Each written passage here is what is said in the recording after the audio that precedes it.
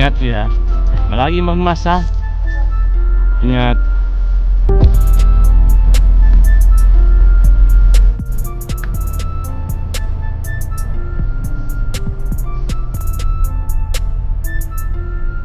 Good morning po sa inyo. Ngayong araw na to, balik trabaho na uli. Tapos si Kuya EG pamasok na rin sa school. Si Mama Aya sa kasi Yuna diyang sa bahay muna. Dahil nga 1 week pa kailangan magbakasyon si Yuna. At siguro by next week pwede na sila. So bago tayo bumalik sa trabaho, merong nagtatanong kasi ang tanong niya kasi kung required daw ba na mag PCR test bago bumalik sa trabaho. Yung katulad ko na nagkaroon ng sakit na COVID or yung coronavirus. Siguro may mga company na ganun talaga. Kasi sabi nga niya, sa Pilipinas daw, ganun daw. Required daw na mag-take ng PCR bago bumalik sa trabaho. Dito naman sa pabrikang pinapasukan ko, hindi naman siya required. Pero pagdating ko dito nga, pinag-take ako ng antigen test. And sa awa ng Diyos, negative naman tayo. Ayan, makikita nyo. So it means pwede na uli ako magtrabaho. Dito kasi kapag may sakit ka, ino-observe ng Okenjo at hawa ba raw o may symptoms daw yung mga kasama namin sa bahay. Dahil na wala naman, naging safe naman sa bahay. Sabi naman din sa akin ng Okenjo, tanungin mo yung pabrika pinapasukan mo kung required sa kanila na magpa-PCR test ka bago ka pumasok. Pero sa amin dito sa Okenjo, once na sinabi namin na tapos na yung quarantine mo, pwede ka na lumabas and pwede ka na talaga magtrabaho. Depende na lang talaga sa pabrika papasukan mo. Dito nga sa pabrika pinapasukan ko ay hindi naman siya required. And so 10 minutes break. Bili muna ako ng Monty para sa lalamunan.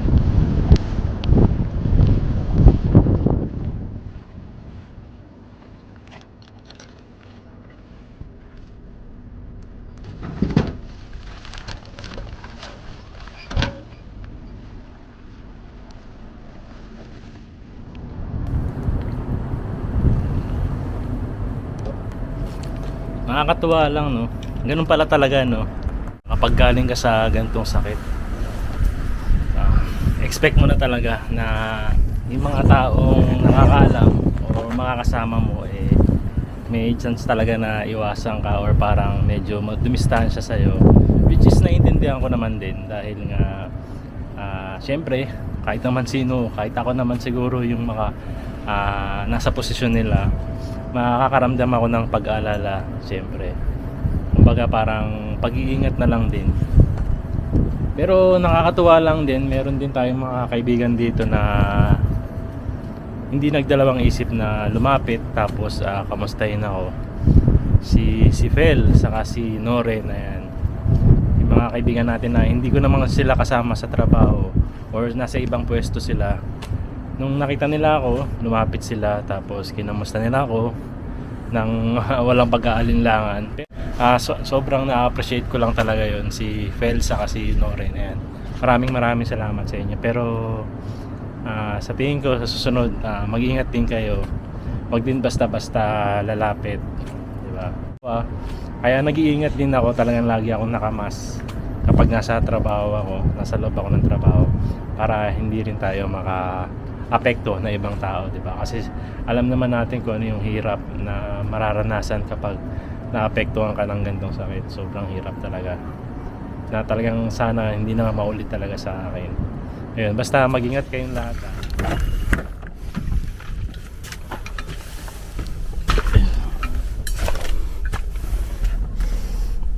Wow, baby.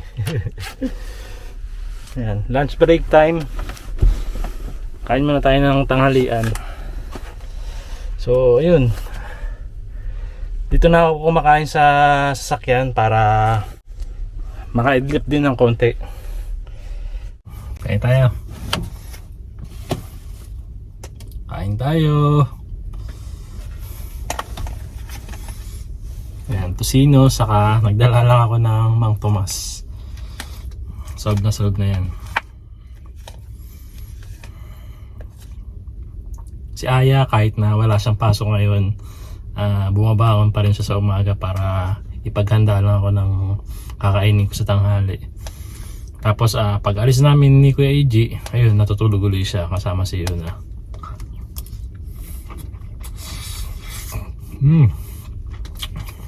Sinyo.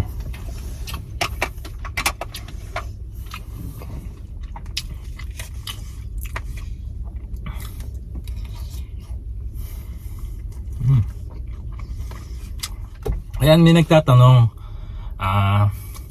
Ang tanong niya kasi, nung time daw ba na nagkasakit ako, nagkaroon ako ng coronavirus, nawalan daw ba ako ng panlasa? Ayan. Yun nga, nung time na nagkasakit ako, hindi naman ako nawalan ng panlasa. Saka isang beses lang ako nilagnat, isang araw lang ako nilagnat, na umabot lang ng 37.5. Tapos sumunod na araw, wala naman akong ubo. Tapos yung sumunod na araw, doon na lumabas yung ubo ko. Tapos dire-diretso na yun. Hanggang ngayon, inuubo pa rin ako, pero hindi naman siya malala. And ang sabi sa akin ni Aya, nabasa raw niya na talagang aabot daw talaga ng isang buwan bago daw umayos yung immune system natin pagkaling tayo sa corona. So ini-expect ko na rin na talagang aabot ng isang buwan, ganito pa rin yung nararamdaman ko. Pero ang sabi niya, meron naman daw mga exercise na pwedeng gawin para mas mapabilis yung pag-ayos ng immune system natin, yung lungs natin. Kasi parang naapektuhan ata sa simula nung nagkasakit tayo, kaya ayun.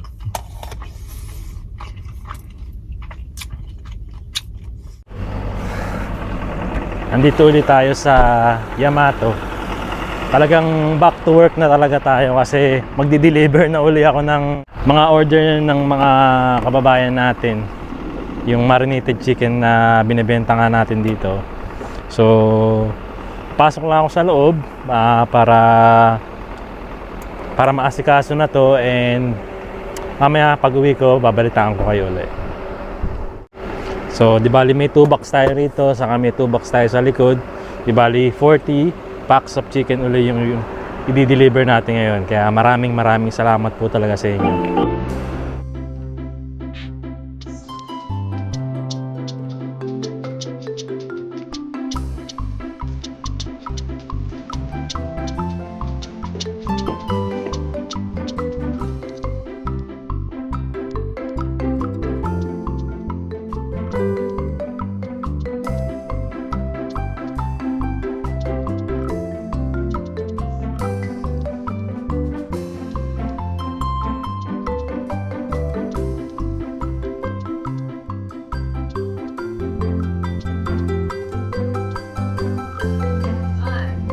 Bagong ligo, fresh from the bath.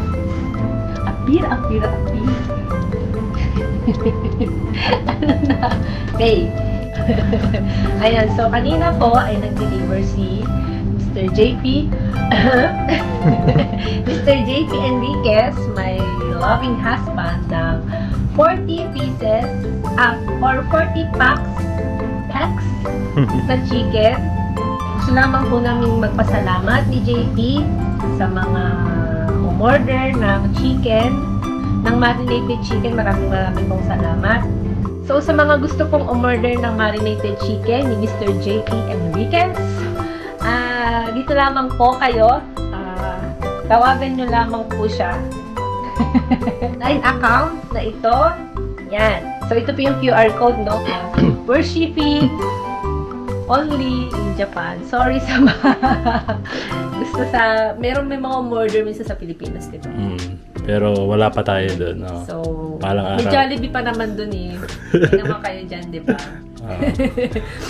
Pwede rin kayo mag-message sa Facebook page official. Tama ba?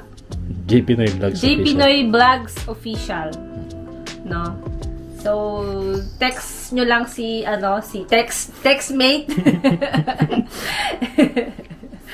So, sa mga nagtatanong po ng marinated chicken, kung ano bang itsura niya, Hindi po siya buhay, no? Nandito na po siya sa...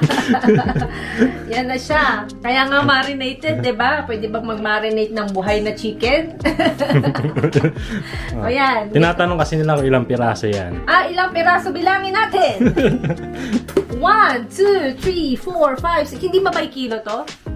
Nasa 1 kilo 1, rin. 2, 3, 4, 5, 6, 7. 9 pieces. 9. Mixed part na siya. Dikit-dikit na kasi. Di bali mixed part na yan. Yan, so, yun, may mixed part. Wala bang ulo dito? Ulo? May mga kumakain kaya ng ulo ng manok. Wala. Wala. Ano, katawan lang yan, katawan. Katawan. So, yun. Shout out kay Adelaida Hokari. Shout out kay Lloyd Nueves. Kay Michelle Vega Noguchi. Shout out kay Peter Jesse Viray. Viray. Shout out kay Salom Hayakama. Kay Yamazaki Maria Amalia. Shout out kay Orencia Maria Cristina. Shout out to Edna Nasu. And kay Reina Iki Deramayo. Meron pa pala. Shout out na rin kay La Penny San Miguel. From Bulacan. And belated happy birthday to Mason Ann. Say happy birthday, belated happy birthday. More birthdays to come.